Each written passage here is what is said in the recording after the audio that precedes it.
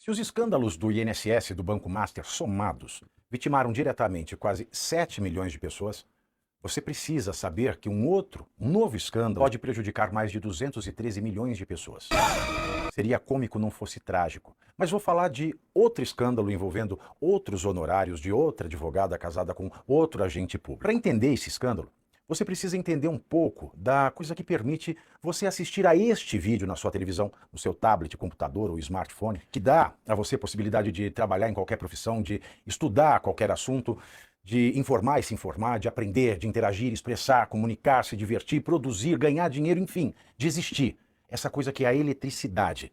E do jeito que a civilização caminha, a energia elétrica já é quase tão importante quanto o ar.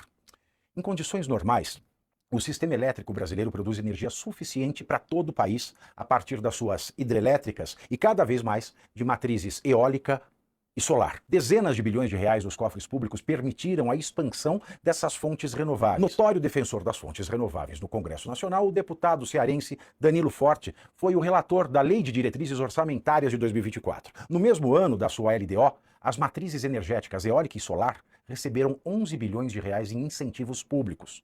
Em matéria de aportes públicos ao setor, a recordista foi uma empresa conterrânea do deputado Danilo Forte.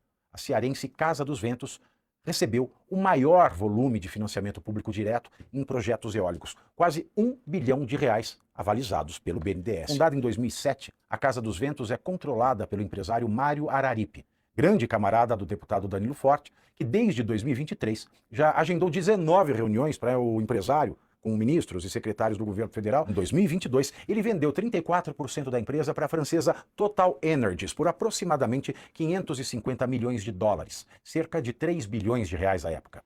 Mais ganhos adicionais de até 30 milhões de dólares, cerca de 150 milhões de reais, em parcelas condicionadas ao atingimento de metas específicas e o desempenho futuro dos ativos renováveis. Os ventos estavam tão favoráveis à Casa dos Ventos, especialmente com a chuva enxurrada, verdadeira tempestade de recursos públicos em 2024, que a sócia francesa fez um novo acordo com Mário Araripe. Ela tem interesse em comprar os 76% dele. Se os ventos estiverem tão favoráveis como estiveram em 2022, a família Araripe pode esperar no mínimo mais 1,23 bilhão de dólares. Um só problema ameaça o império de Araripe. Qualquer criança consegue entender que água, vento e sol são recursos naturais e, naturalmente, estão sujeitos a intermitências e até mesmo escassez. Essa variação natural das coisas da natureza, obviamente, é incontrolável e imprevisível. Fontes intermitentes, como a da Casa dos Ventos, inseridas numa matriz elétrica, precisam de estabilidade, reserva e controle de frequência.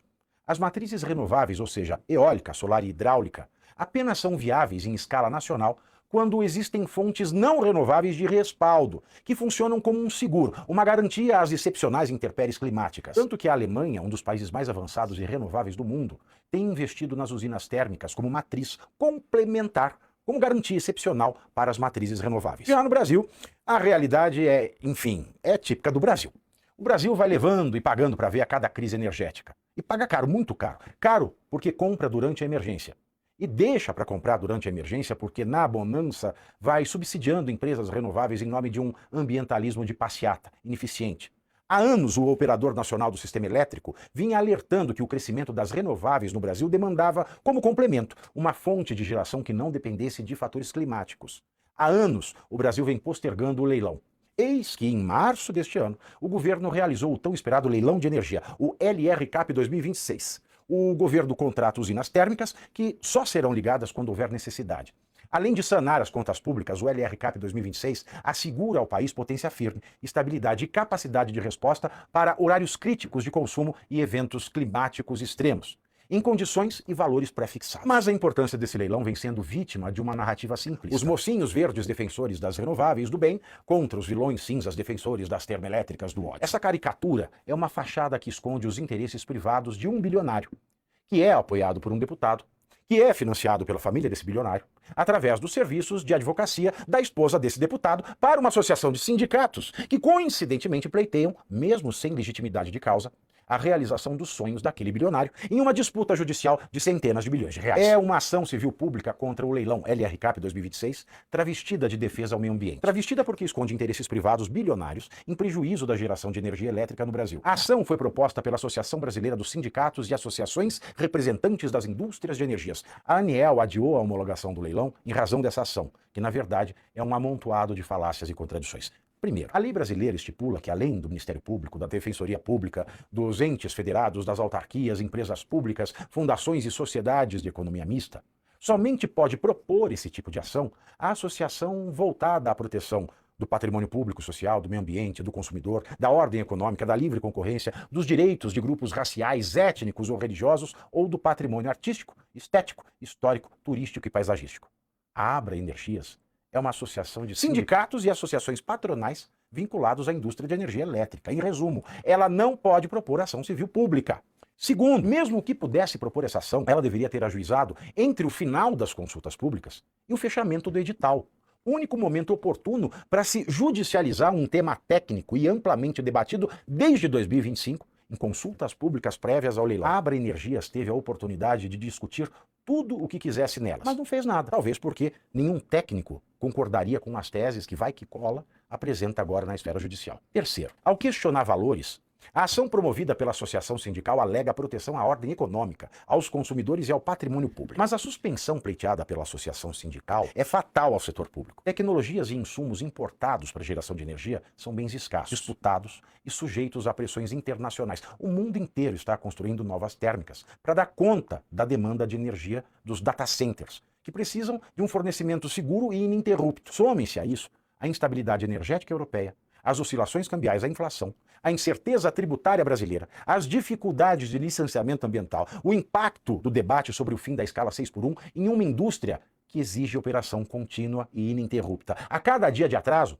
a energia fica mais cara. Essa ação, ao invés de proteger, prejudica a ordem econômica, os consumidores e o patrimônio público. Quarto, além da grave insegurança energética, o simples adiamento da homologação do leilão implica uma incontornável insegurança jurídica. Atacar o processo administrativo formalmente regular, avalizado pelo Ministério, pela empresa de pesquisa energética, pela ANEEL e pelo Operador Nacional do Sistema Elétrico, desestimula investimentos, compromete empregos e tecnologia, bem como retira a competitividade das empresas brasileiras na disputa global por insumos cada vez mais escassos. Quinto, a ação sustenta que as baterias são a única opção viável, a única escolha ecológica. É verdade que o excedente eólico pode ser armazenado em baterias, mas é verdade também que nenhuma bateria no mundo é capaz de substituir por mais de 4 horas uma fonte regular de energia. Além disso, pesam contra as baterias os custos de produção, logística, armazenamento e estoque, sem contar o impacto negativo ao meio ambiente, porque o descarte das baterias produz resíduos fatais a ecossistemas inteiros. Em um apagão de apenas um único dia, seriam necessárias mais de 5.000 fazendas de baterias para sustentar o Brasil. Um país onde metade dos resíduos ainda vai para os lixões